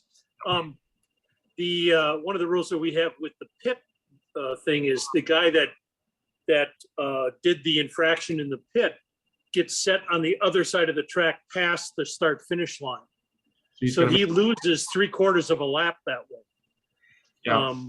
So you really pay attention to what happens then. And we all know the rules, so if it happens, it's the rule. Yeah. So yeah, I mean that's and sometimes rules form. In fact, I don't want to like go read the message, but one of the pages that I watched that's slot car related had a post about how there had been some disagreement, we'll say, about various rules. And as I was reading this post, and I didn't want to tell the guy how to do his thing, but the whole time I'm reading his post, I'm like, okay, do you not have rules? Do you not have write them down, decide, if you're going to allow this, then say this is allowed. If you're going to disallow something, say this is not allowed. Because his whole post was basically about how guys were doing things that were, legal or not legal. And some guys were doing what other guys were doing and whether that's legal or not legal. And it's like, well, they're having fun and they're doing what they want to do at your track. But if you haven't already laid the law down and said, here's the law, this is my track, buddy, you're coming to race at my track, whether you're paying me or not, this is still my track. You're coming here to have fun. These are the rules. If you don't do that, then all you're going to have down the road is arguments, because somebody's going to do something that somebody else doesn't like, and they're going to argue about it. What do you got, Big Den? Yeah, g'day, Greg. Yeah, marshaling seems, pardon me, marshaling seems to be a perennial problem. The club I race with in Hobart took a sort of a novel approach to it, for a start of when they started their DTM series. So if I could just do a screen share here, probably would how are we going there? Coming in. Okay, can we see the Yep, see the Hobart Miniature Car Club site there? Okay. Yep. Yeah. Okay. So just a little forerunner there of the theory behind it. So the talks about a recently highlighted marshalling debacle, and so they decided to fly in a couple of professionals to up the standard, and this is what they came up with. That's awesome. They need to. Did they actually print standees and have those characters standing there? That would be epic. Is that Phil on the left? No, not. No, not Phil. Oh, okay. He's camera shy. Okay, back to you. All right, thanks, Big Den. Mike, did you still have input, or do you want me to lower your hand? Okay, I'll lower your hand. What do you got, Garth? I just wanted to make a couple nominations. The first nomination is I'd like Wayne to be in charge of comedy in the UK for the chat, and Big Den to be in charge of comedy for Australia in the chat. I christened the. All right. Thank you much, Garth. I mean, we could talk about that for a while. Neil basically made a point about, can't you do track calls? And yeah, of course you can. There are analog clubs that do track calls. Even with my analog club, if there is a pause button on the the DS box that we use, DS racing timing devices on most of the tracks, there's a pause button, and if a car is unreachable and in the way and, you know, blocking and or whatever the case may be, that's pretty much the only time we'll ever actually pause a race, you know, mid-minute. But, you know, I know I've seen plenty of tracks out there with big old red buttons at either end, you know, and then they slap the red button because somebody crashed. And I would guess that, you know, the track builder or owner, you know, installed those because there have been times when there aren't enough people to marshal, and you got guys racing and you don't want them to be penalized for crashing in a particular corner just because there isn't somebody, you know, ready to grab that car and put it back on right away. You know, and sometimes, you know, this is a discussion that comes up quite often, and there are some very vocal anti-track call people out there, but sometimes it's just a necessary evil. I definitely prefer racing with active marshaling, because it especially for digital, because it just, you know, otherwise you're stopping you're stopping so often for certain, you know, heats with certain drivers and crashing all the time. And it takes a 50-lap race and makes it take half an hour because you're pausing so much. But if you have enough people to cover every corner, then sure, do active marshaling. There was like 1 or 2 times when we had enough people where the drivers were basically standing around the table in their assigned driver controller hookup areas, and then marshals were able to stand between the drivers and cover all the turns. But even if you've got, let's say you've got 9 guys, right? 6 guys are driving, you got 3 guys to marshal. Is it physically possible for 3 guys to marshal that particular track? Some tracks, yes. I've been to tracks where you basically got turns at each end of a whole bunch of drag strips. You only need 1 guy at each end of the table. But then you've got tracks that there's crash points all over the place. You can't even have 1 guy at each end because there's 2 crash points, and if he's focusing on one to be a good marshal there, he's gonna miss crashes over here, or they're out of arm's reach. So you've got to have enough guys to fully marshal, and you can't necessarily have those guys running around the track. My track is a great example. You cannot get between a guy standing at a driver's station and the stuff in my garage behind where those guys stand. It can't be done. So unless there is a guy at every marshal position, then we have no other option than track calls. You know, sometimes even if we said, okay, well, we've only got 9 guys, let's say, let's just race 5 guys at a time instead of 6, so we got 4 marshals, that's still not enough. You know, it's like, it depends on the track, it depends on the racers, it depends on the hardware. It depends. So it depends on the group, right? So every group has to make their own decision on how they're going to manage crashes in general, whether they track call, whether they crash and burn, whether they marshal. I'm thinking Dennis has some salient and wise input on this. What you got, Dennis? I wouldn't say it's salient and wise. It's just I raced with a group in Connecticut at one stage, the Shoreline Model Car Club. They have a bunch of home tracks. They, for every heat that they run, they designate 1 guy who's not driving to be the turn marshal who holds the track call button. And anytime there's an off, he hits the track call button. Any guy comes off, any crash, anything, every time it happens, the track call button goes. And when I first started racing with them, I couldn't understand. I thought, this is crazy. Not only do they only run on 10 volts, but now they're running with track calls all the time. What I did realize very quickly was that there were a number of very, very competitive guys in that group, and there was never any shouting at a turn marshal. There was never any bad blood with turn marshals. There was never any kind of argument about who should be put on first. The only argument that ever came up was people saying, hey guys, stay on, because every time you come off, people are losing time, right? and because there's always a delay, and I think they had a delay built in as well. That penalized you. You got a shorter heat if you came off. But yeah, that was that. I think sometimes the personalities in the club obviously have something to do with it. Perfect example. Yeah, and I completely forgot what I was going to say, but great example. I mean, I think it was about the point that there's no arguing. You just hit the button. Doesn't matter who crashed, why they crashed. Take all the time you need to get the car back on the track in the right position. It was breaking the flow. You don't want breaking your rhythm of driving the track.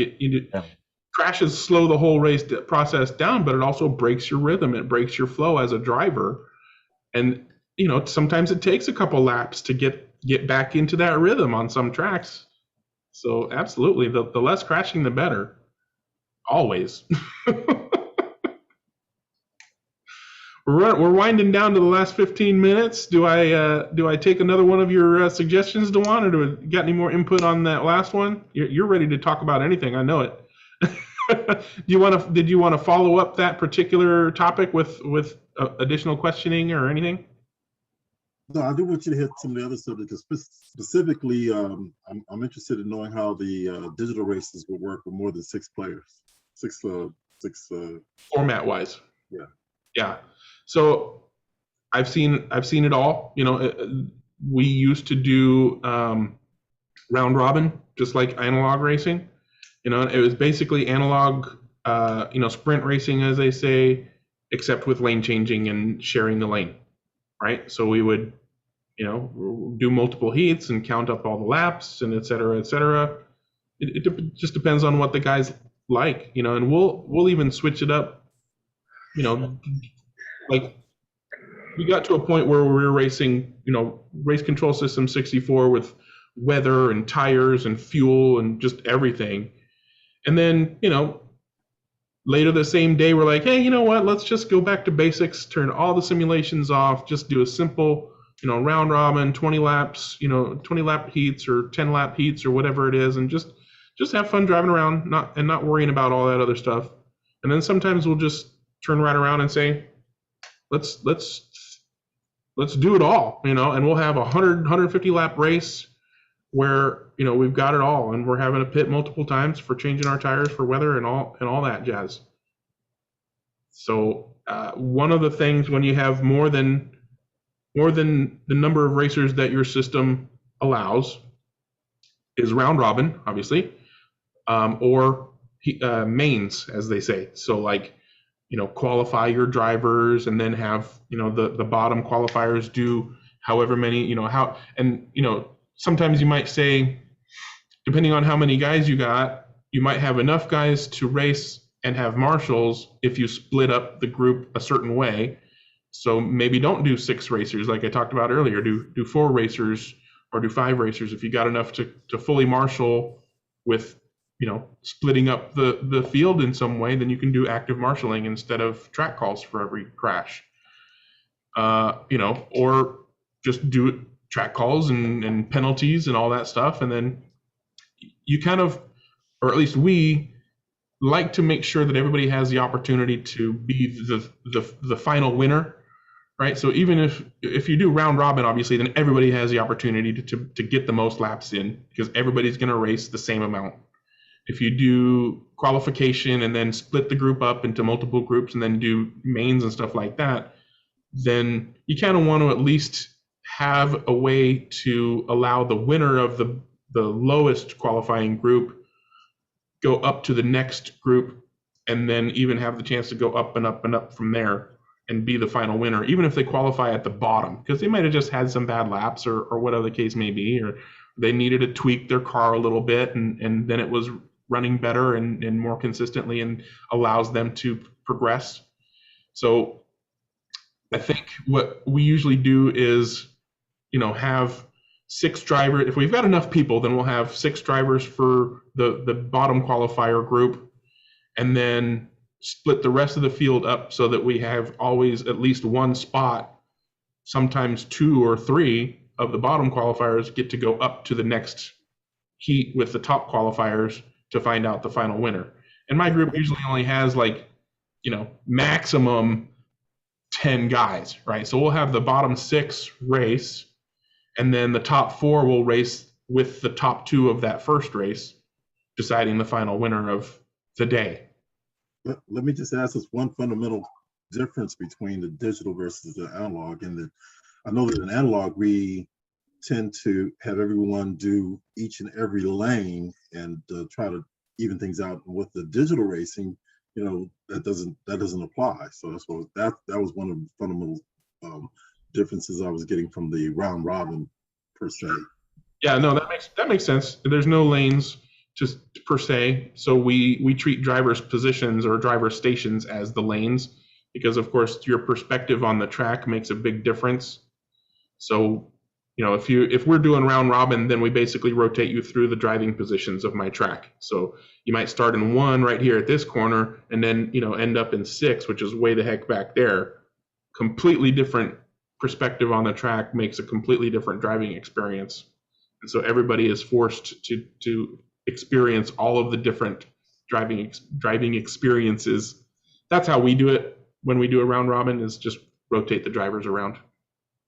We also will usually when we do a round robin, either if we're racing our own cars, then we'll also move the car through the grid according to your driver station position, right? So if I'm starting in 1, then I'll have my car on the number 1 spot on the grid, pole position, but then I'll move back to 2 and 3 and 4 and so on as I go through the driver stations.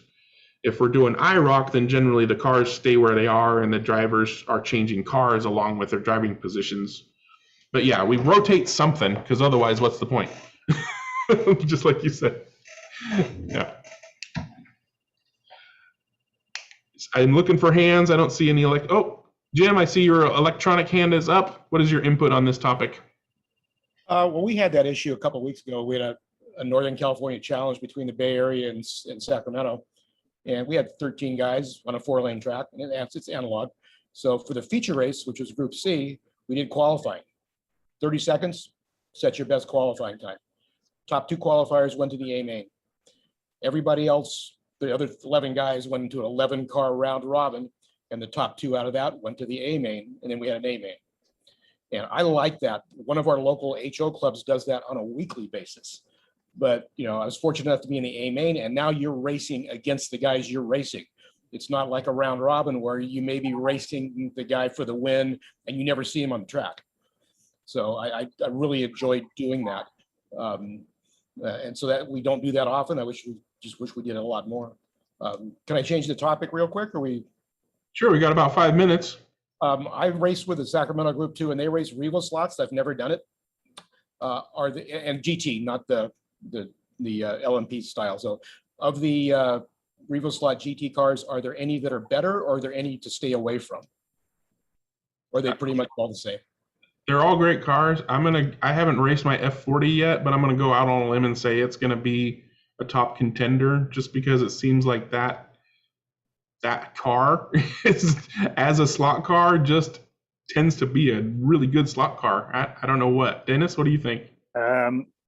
It depends on the track to an extent, right? If you have a track where a short car works well, then the Porsches are actually very good.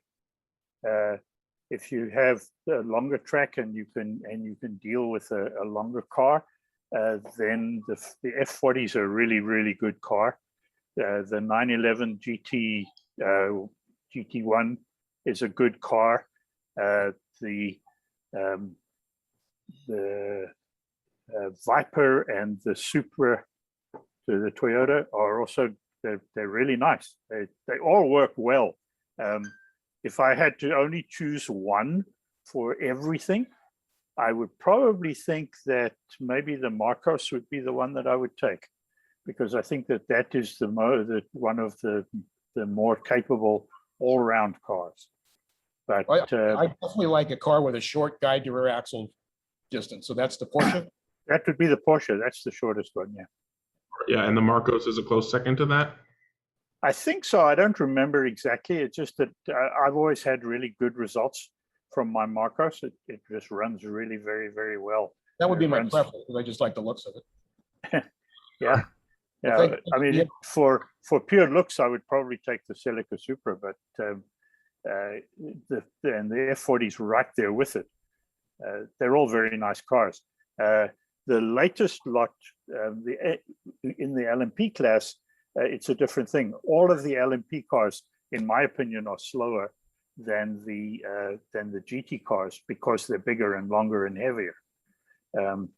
So the Ferrari 333 SP, the Toyota GT1 LMP, and the new Mercedes CLK GTR, all of those are bigger, longer, heavier, and therefore slower, although they handle well. Right. Thanks. So you're not doing a mixed class. It's all GT cars, It's not. all GT. Yeah, that's a good thing to do because that should be the best way to do it.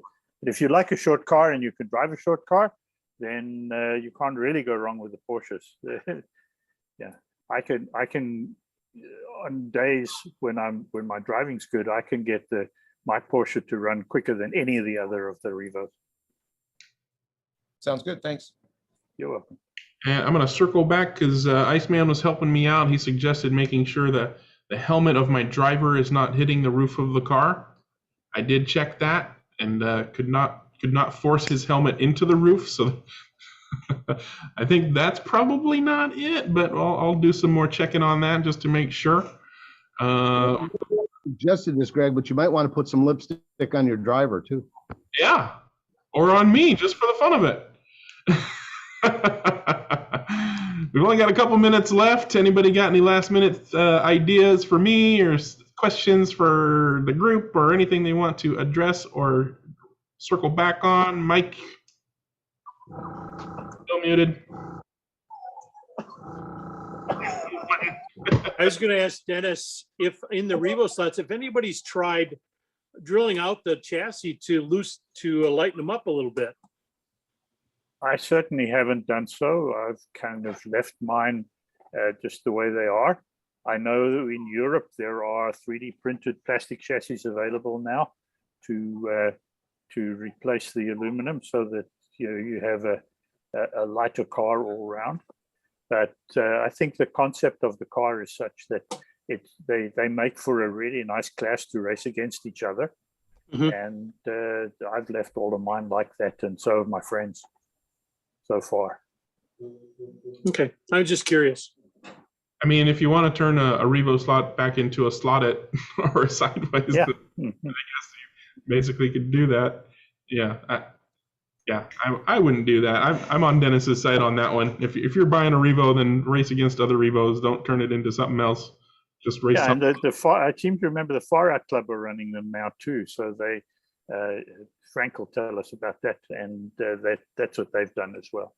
And they like to run as close to out of the box as possible. Yeah, totally out of the box in GT2s only. That we don't mix the different cars. Yeah. Good stuff, gentlemen. All right, thank you for participating. As always, if you want to join us on a chat live, just do a Google search for Worldwide Slot Car Chat on Zoom and ignore the video results, because you're not looking for videos, you're looking for invitations. And if you find an invitation, it will be to our next chat. Hope to see you here next time. Until then, everybody wave bye.